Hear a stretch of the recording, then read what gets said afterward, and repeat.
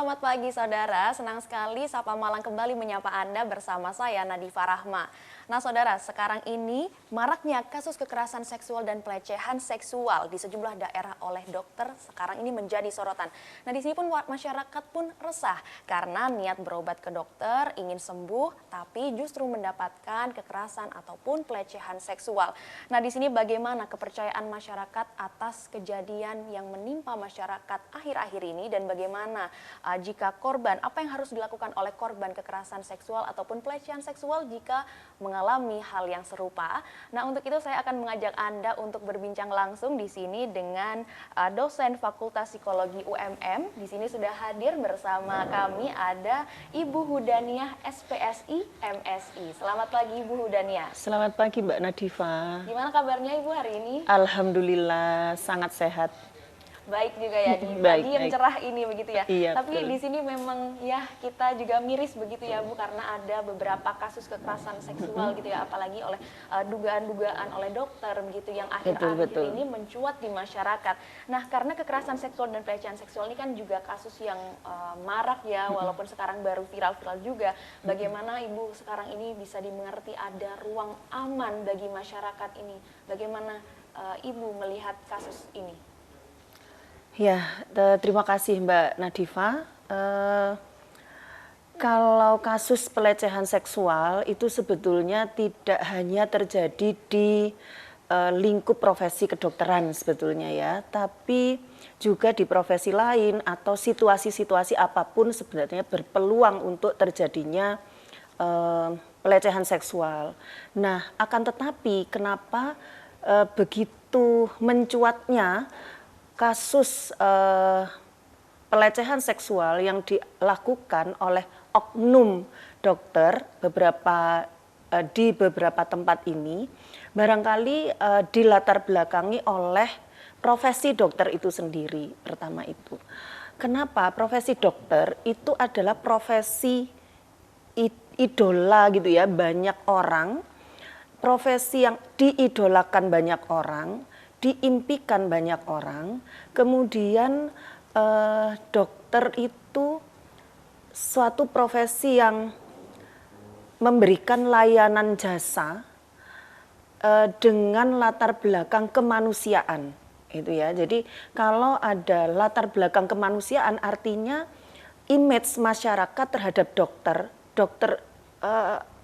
itu adalah segalanya yang akan memberikan pertolongan kepada saya dengan setulus hati sebagaimana sumpah profesi seorang dokter gitu. Nah, sehingga masyarakat mempercayai betul. Nah, apapun yang ketika orang sudah memberikan kepercayaannya kepada seseorang, tentu evaluasi terhadap situasi-situasi yang mengancam itu menjadi lebih longgar atau agak rendah gitu ya. Nah, kemudian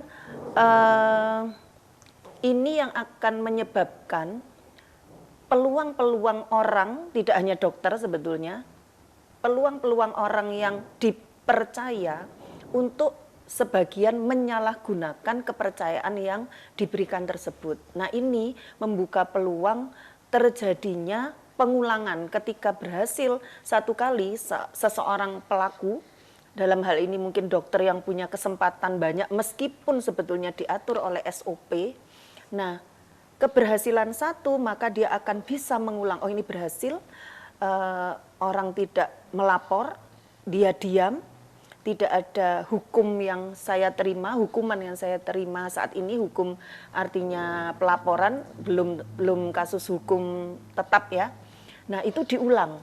Nah, pembelajaran namanya apa ya, mengulang, jadi ada keuntungan yang dia terima, maka dia akan mengulang. Nah, profesi dokter memang punya peluang karena sangat dipercaya oleh masyarakat bisa menyembuhkan, bisa mengobati, bisa membuat dia lebih baik. Nah, itu yang jadi viral barangkali, Mbak. Oke, karena di sini kan memang tadi ya kalau ditarik garis ke belakang berarti memang adanya kepercayaan gitu ya kepada seseorang, namun seseorang tersebut malah menyalahgunakan begitu. Betul, Padahal di situ kita ada ruang aman begitu ya, karena kita percaya. Nah, Betul. ruang aman bagi masyarakat ini bagaimana sih kalau melihat maraknya kasus kekerasan dan pelecehan seksual? Bagaimana Ibu kalau untuk saat ini? Sebetulnya masih banyak ya Mbak, ruang aman. Tidak semua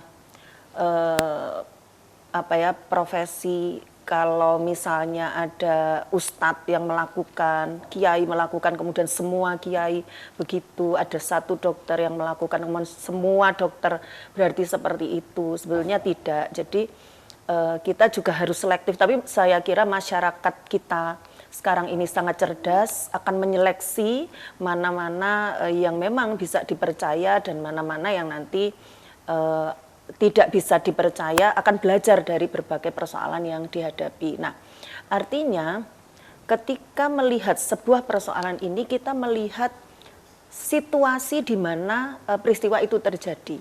Dokter itu tidak bekerja sendiri, tapi ada perawat, ada petugas administrasi, atau secara langsung tugasnya adalah perawat. Nah, tapi barangkali perawat itu seolah-olah kelas 2 dari dokter kelas 1. Nah, perawat akan patuh, tunduk kepada dokter. Ketika dokter mengatakan bahwa tidak usah ditemani saya, atau disuruh apa, ambil. Nah, ini sebenarnya menyalahi prosedur. Nah, akan tetapi karena merasa bahwa perawat itu adalah asisten, lebih strata di dalam medisnya lebih rendah, dia nggak berani komplain, loh dok ini kan nggak boleh, harus ada saya. Nah, hal-hal ini jadi bukan hanya ruang aman untuk si pasien, tapi ruang aman juga di dalam melaksanakan prosedur pekerjaan. Misalnya, ada ndak ancaman dokter, kamu kalau membantah perintah saya, kamu nanti saya laporkan, kamu bisa saya pecat misalnya. Kan kita nggak tahu ya setting di masing-masing rumah sakit atau lembaga kesehatan itu. Nah, sehingga mempelajari kasus per kasus itu juga harus dipelajari semua situasi, setting, kemudian kalau PPDS misalnya ada dokter pembimbing Nah, seberapa peran di situ, apakah dokter pembimbingnya ini terlalu mempercayai, kemudian atau terlalu sibuk misalnya, sehingga tidak melakukan kontrol, terutama di malam hari karena sibuk. Nah, banyak hal. Tapi masih banyak ruang-ruang aman yang bisa disiapkan sebetulnya untuk melindungi siapapun yang ada. Bisa jadi sesama dokter menjadi korban, cuman saat ini belum mencuat gitu kan. Dokter junior dari senior, misalnya koasnya dengan PPDS-nya itu kan berstrata. Nah, ini mungkin yang perlu menjadi perhatian ketika kita mau menciptakan ruang aman. Gitu. Berarti memang ruang aman ini masih banyak seperti itu banyak, ya? Masih sebetulnya. Banyak sekali. Tapi karena ada salah satu oknum tadi, lalu juga di pengulangan tadi begitu ya. Betul. Nah, akhirnya korban ini merasa takut untuk melapor dan akhirnya pengulangan tersebut terjadi dilakukan oleh oknum terduga pelaku tadi. Nah, kita akan bahas setelah ini apa yang harus dilakukan oleh korban jika mengalami hal yang serupa. Nah, jangan kemana-mana, tetap di Sapa Malang.